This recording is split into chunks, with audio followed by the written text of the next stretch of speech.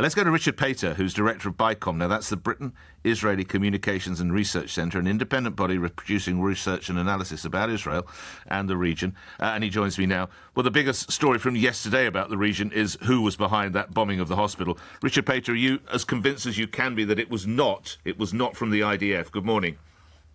Good morning. Thank you for having me on. Yeah, that seems to be the assessment from here. I mean, I think when President Biden was on his way, I think he didn't just rely on the Israeli evidence, but they had their own US intelligence. We've seen broadcast on Israeli media footage of a camera showing that there was nothing incoming at the time, and in fact there was a barrage launched quite close to the hospital. And in fact the IDF announced later in the day yesterday that out of all the thousands of rockets that have been fired towards Israel, 450 have fallen short and landed inside the Gaza Strip. I think other intelligence experts have looked at the footprint of the blast and said it was inconsistent with an IDF ordnance. So I think there is plenty of evidence now that suggests this was a rocket that was fired from inside the Gaza Strip that fell short. How important is the aspect that appears to have come out of the President's visit? My apologies, Rich. The aspect that there will be humanitarian aid allowed in?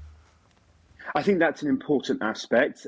Israel has a very close relationship with Egypt, but on this one, I think Israeli pressure and leverage was not enough, and that obviously the US is a substantial funder of the Egyptian government, and so it was necessary for American diplomacy to step in and to square that circle with the Egyptians. But the other element that is very important here is the overall support that the US are giving to Israel, and I think we're going to hear something similar from the British Prime Minister when he arrives later today, and that's kind of a support and understanding that Israel is fighting alongside, shoulder to shoulder with other liberal democracies against what is a Hamas and ISIS type threat.